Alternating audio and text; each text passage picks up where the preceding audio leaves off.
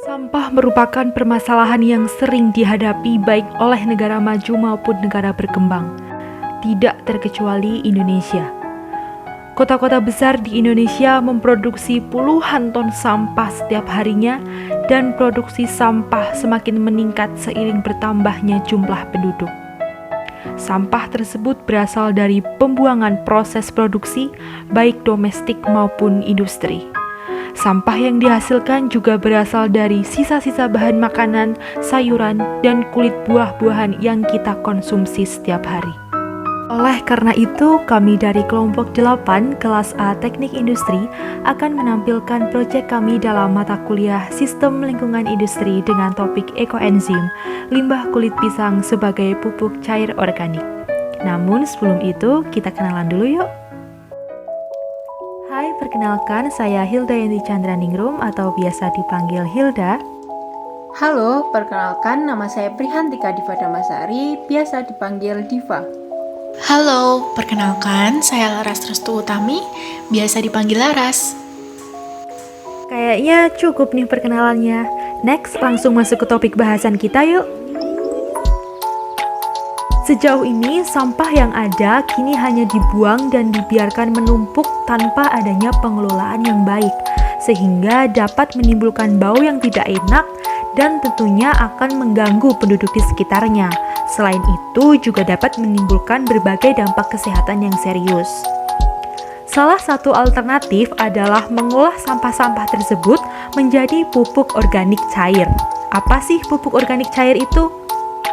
Pupuk organik cair atau POC adalah jenis pupuk berupa larutan yang diperoleh dari hasil pembusukan bahan-bahan organik. Nah, POC yang dimaksud di sini termasuk ke dalam ekoenzim, di mana ekoenzim adalah cairan multiguna hasil dari fermentasi limbah dapur organik seperti ampas buah, ampas sayuran, gula, dan air. Warnanya coklat gelap dan memiliki aroma fermentasi asam manis yang kuat. Pupuk organik cair ini mengandung unsur-unsur penting yang digunakan tanaman untuk pertumbuhan dan dapat meningkatkan produksi tanaman. Selain itu, apabila masyarakat mau menggunakan pupuk organik cair, maka akan mengurangi penggunaan pupuk buatan yang mengandung zat-zat kimia seperti KCI, NPK, dan lain-lain. Nah, zat-zat kimia ini bisa merusak struktur tanah dan dapat membunuh organisme yang bermanfaat pada tanah apabila digunakan secara berkelanjutan. Perlu diketahui bahwa limbah kulit buah dapat memberikan kadar unsur hara yang lebih tinggi daripada limbah sayuran. Selain itu, banyak UMKM yang mengelola buah-buahan menjadi jus, keripik, dan lain-lain sehingga makin bertambahnya limbah organik yang berasal dari kulit buah-buahan yang dihasilkan. Maka dari itu, dengan banyaknya limbah kulit buah, alangkah baiknya dapat dimanfaatkan dan dikembangkan sebagai pupuk alternatif pengganti pupuk kimia. Salah satu pemanfaatan kulit buah untuk pupuk organik cair adalah dengan kulit pisang yang dapat kita buat sendiri di rumah. Kulit pisang yang akan dibuat pupuk organik ini mempunyai kandungan seperti kalsium, fosfor, magnesium, sodium, dan sulfur, sehingga kulit pisang ini memiliki kemampuan yang baik untuk dapat dimanfaatkan sebagai pupuk organik. Berikut tata cara pembuatan pupuk cair dari kulit pisang untuk tanaman. Yuk disimak. Langkah pertama, siapkan alat dan bahan. Di sini ada 1 kg kulit pisang, 1 liter air cucian beras, 1 liter air kelapa, 3 liter air bersih, E4, 1 liter gula merah cair, blender, ember dan penutupnya, lakban, dan pengaduk.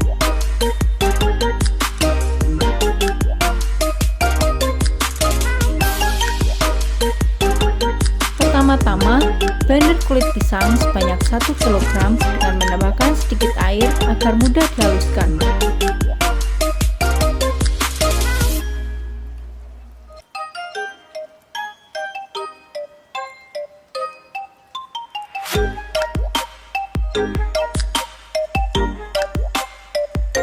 Kemudian, tuangkan kulit pisang yang sudah dihaluskan ke dalam wadah.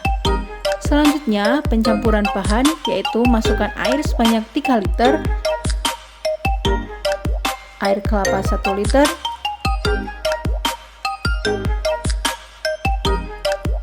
air cucian beras 1 liter,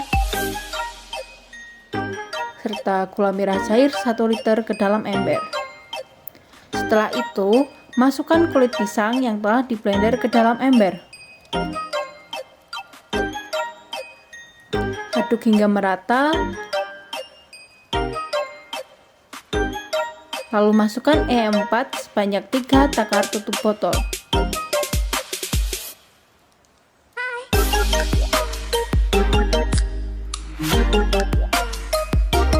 Selanjutnya, aduk lagi hingga merata.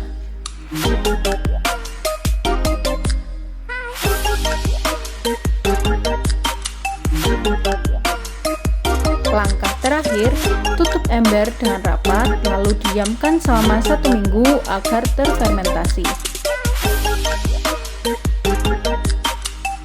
Itulah langkah-langkah pembuatan pupuk organik cair dari kulit pisang. Setelah 1 minggu bisa kita buka, lalu hasilnya akan seperti ini. Kemudian kita saring, dan inilah hasilnya. Tinggal diaplikasikan deh. Lalu apa sih pengaruh pemberian POC kulit pisang pada tanaman? Pengaruh pemberian pupuk ini diharapkan dapat menambah unsur hara dalam tanah, memacu pertumbuhan akar, pembentukan bunga, dan pematangan batang atau biji, menambah daya tahan tanaman terhadap penyakit, membantu tanaman agar tahan akan kekeringan, dan meningkatkan kandungan protein pada tanaman. Berikut perbandingan pertumbuhan tanaman yang menggunakan POC dan tanpa POC.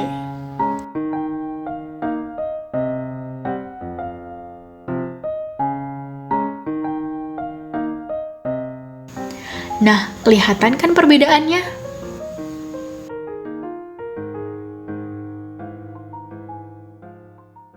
Oh iya, kalian tahu nggak sih? Pembuatan ekoenzim yang dimanfaatkan sebagai pupuk organik cair ini merupakan salah satu implementasi dari gaya hidup zero waste. Apa itu zero waste? Zero waste adalah filosofi yang dijadikan sebagai gaya hidup demi mendorong kita untuk bijak dalam mengonsumsi dan memaksimalkan siklus hidup sumber daya sehingga produk-produk bisa digunakan kembali dan sebisa mungkin tidak menghasilkan limbah. Seperti halnya pada ekoenzim ini, kita memanfaatkan limbah kulit buah sebagai bahan utamanya. Kemudian ekoenzim ini dapat menyuburkan pertumbuhan tanaman. Selanjutnya, dari bagian tanaman-tanaman ini bisa kita manfaatkan. Dalam pemanfaatan buahnya akan dihasilkan limbah kulit buah yang selanjutnya dapat diolah kembali menjadi ekoenzim, dan begitu seterusnya. Pembuatan ekoenzim itu tadi hanya merupakan salah satu cara untuk mengolah limbah. Masih banyak cara-cara lain dalam mengolah limbah, baik limbah organik maupun anorganik. Misalnya, limbah organik digunakan sebagai biogas dan pupuk kompos. Kemudian ada pula limbah plastik yang dapat digunakan untuk membuat ekobrik. Dan masih banyak cara-cara lain dalam mengolah limbah. Harapannya dengan berbagai inovasi dan pengaplikasian pengolahan limbah yang semakin gencar dilakukan, akan muncul kesadaran masyarakat untuk bijak dalam mengonsumsi barang, menghemat sumber daya alam, mengurangi polusi, dan terciptanya lingkungan menjadi bersih dan nyaman. Selain itu, diharapkan juga ke depannya masyarakat terutama UMKM yang mempunyai peran besar dalam produksi limbah, lama-kelamaan dapat mengolah sendiri limbah yang mereka hasilkan, sehingga tidak berdampak buruk pada lingkungan. Gimana? Menarik bukan? Yuk sama-sama melestarikan lingkungan.